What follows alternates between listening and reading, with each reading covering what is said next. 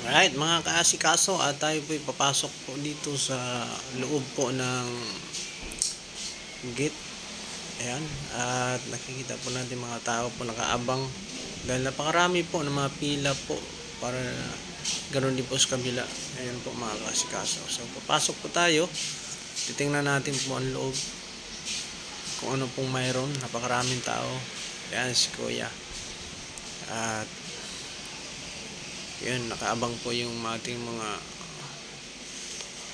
bantay po sa gate.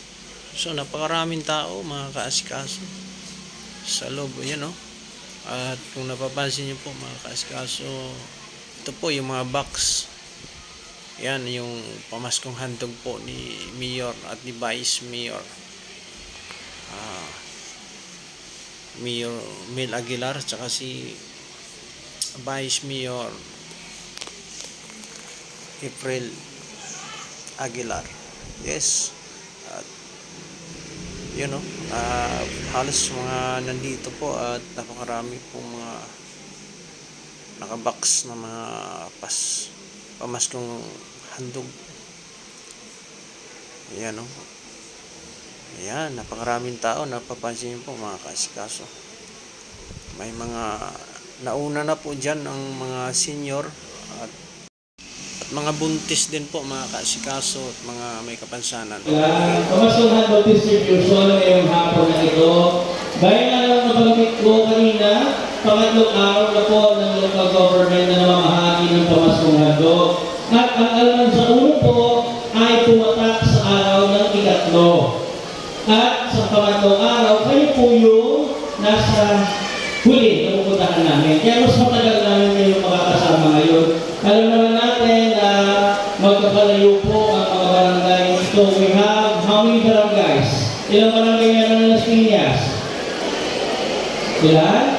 20 barangays. So kung nakakatatlong araw na kami, nakakailang barangay na kami. Sa apat ay sa isang araw, apat. Ilan? Ilan po?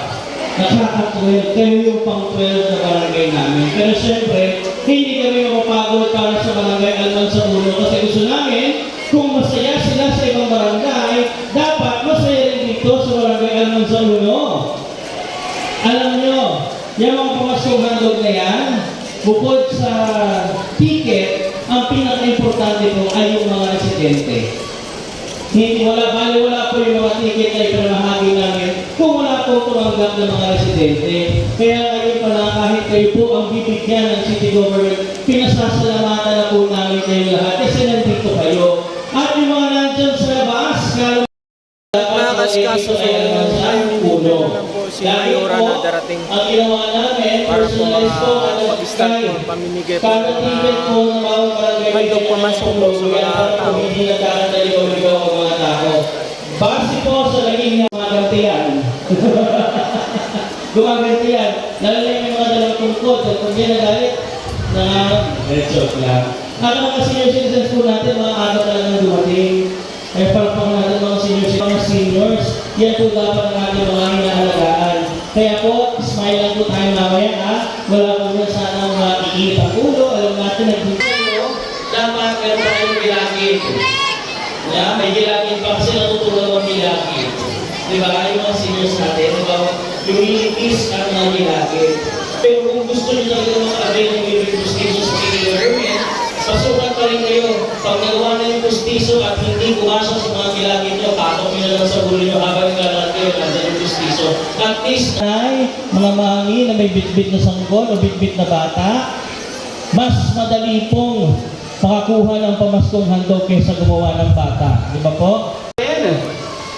Sabay ng pagwawayway, pwede ba akong humingi ng sigawan, masayang sigawan dyan? Barangay Alman sa Uno?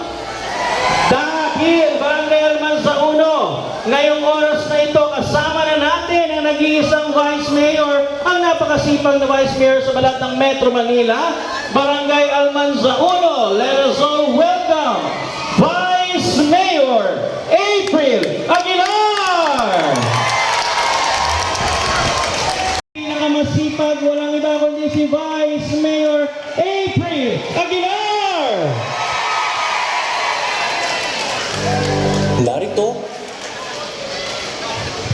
Ano yan, DJ? Maganda po ako sa personal. Maganda. Kinakabahan ako. Baka mamaling na sagot. Nay, lahat na sasabihin ko sa inyo, oo lang ng oo ha. Oh. Maganda ba ako sa personal? Maganda lang o sobrang ganda? Sobrang ganda ba ako? Ilan ang stop ninyo? Isa, dalawa. Akin isa, bibigay ko sa... Bigyan nyo na isa pa mas kung anong to.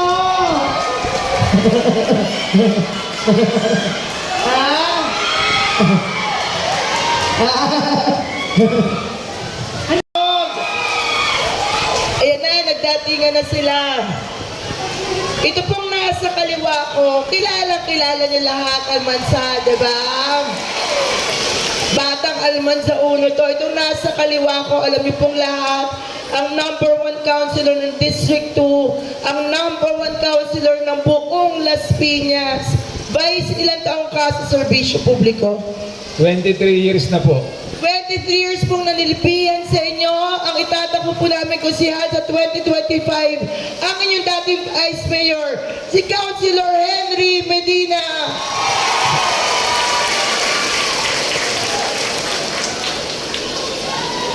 Sa mga may green card, baka hindi nyo po alam, kasama po sa green card niyo ang libreng check-up sa high precision taon-taon. Kayo po, asawa nyo at anak nyo, may libre pong check-up. So ano pong gagawin nyo? Pupunta po kayo sa pinakamalapit na health center, a-approve po namin ni Mayora Mel, at libre po ang check-up nyo sa high precision, ha? Pero isa po sa pinakapaborito ko sa programa namin ng green card, ang libreng catarata removal, lalong-lalo na po sa mga seniors. So may kilala po kayo taga Las Piñas na may catarata, dali nyo na lang po sa akin sa Vice Mayor's Office at o-opera natin ng libre sa catarata. Totoo po yan, 3 times a week yan po ginagawa ko talaga. Dali nyo sa akin na matulungan natin. Pero sabi nga po ni Mayora Mel, kahit meron tayong libreng check-up sa high precision, nagtayo po siya last year ng 2 laboratory and diagnostic center para pong high precision. Isa po sa Daniel Fajardo, isa po sa City Hall, para sa mga Las Piñero, kahit wala kayong green card, magpa-schedule po kayo at i-check up po kayo ng libre, ha, para sa inyo pong lahat yan. Napaka-importante po sa amin ni Mayora Mel ang edukasyon. Sa Las Piñas po, nagtayo po siya last year ng 5 daycare center. Kaya sa Las Piñas po ngayon, 108 na po ang daycare centers natin. Libreng grade school, libreng high school, at libreng kolehiyo sa Dr. Filimon Aguilar College at 4-year courses na po ang Dr. Filimon Aguilar KIT. Pero isang taon na lang, bubuksan na po ni Mayora Mel ang kanyang 10-story College of Engineering kung saan magpapaaral tayo ng 4,000 ng libre sa kolehiyo. Mula pagkapanganak hanggang sa pagkamatay, pag meron po kayong kakilala na namatay, walang-wala po talaga, ilapit niyo lang po sa amin ni Mayor Mel nang mailibing natin na libre. Bukod po sa libre-libing, meron tayong libreng cremation at libreng columbarium, ha? Sabi ko nga po, yan po yung mga programa natin para sa mga Las Piñero. Pero sabi nga po namin ni Mayora Mel, pwede ba ako magsumbong sa inyo? Ang sabi po namin ni Mayora Mel, isa sa pinakamahirap na laban namin ng 2025. Bakit po? Napakahirap po. Napakasakit po na ang kalaban mo, kadugo mo, kaanak mo. Yung lumalaban po sa aking mayor, pinsang buo ko po yun. Magkapatid po ang aming ama. Totoo po yan. Pag nagpunta po siya sa Almanza Uno, lapitan niyo po siya, kayo po mismo lumapit sa kanya. Tanong niyo lang sa kanya isa, anong ginawa ng Ate April mo sa iyo para labanan mo siya sa 2025? Gagarantya ko po sa inyo, wala po siyang masasagot. Kasi wala po talaga kami pinag-awayang pamilya. Ang totoo, alam niyo po, noong 2022, nung huling eleksyon, nangampanya po ako sa kapatid niya na tumatakbong konsihal. Araw-araw ng buhay ko, nag-house to house ako, nag-endorso ako sa kapatid niyang konsyal. Lahat ng kamag-anak ko, kinampanya ko. Swerte pong nanalo kaming lahat. Tapos lalabanan nila ako sa 2025. Sabi ko nga po napakahirap, napakasakit talaga. Pero lahat ng hirap kakayanin ko. Lahat ng sakit titiisin ko. Kasi alam ko po, kasama ko po kayong lahat sa 2025.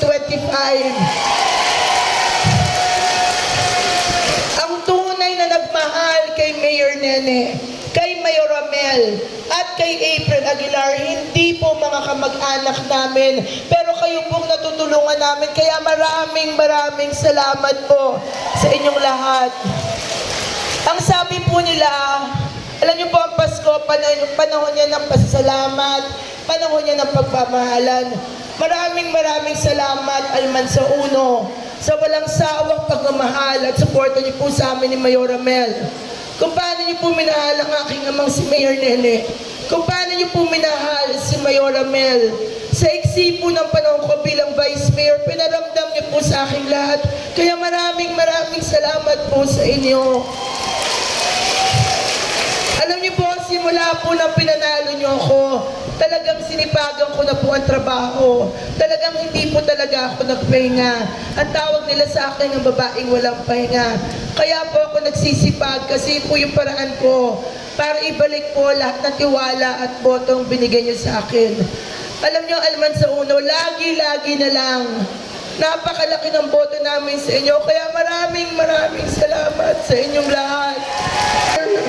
Mahal namin kayo. Maraming salamat po talaga sa pagmamahal niyo sa amin ni Mayor Romel. Hindi namin kakalimutan yan. Merry Christmas! Mahal namin kayo. Thank you! Kaya mga magagandang tagal Almansa Uno, taas natin ang ating mga ticket. Taas ang mga ticket at gumiti na maganda sa camera. 3, 2, 1, smile at mag-video naman tayo kaway-kaway sa camera. Hagurin ang lahat.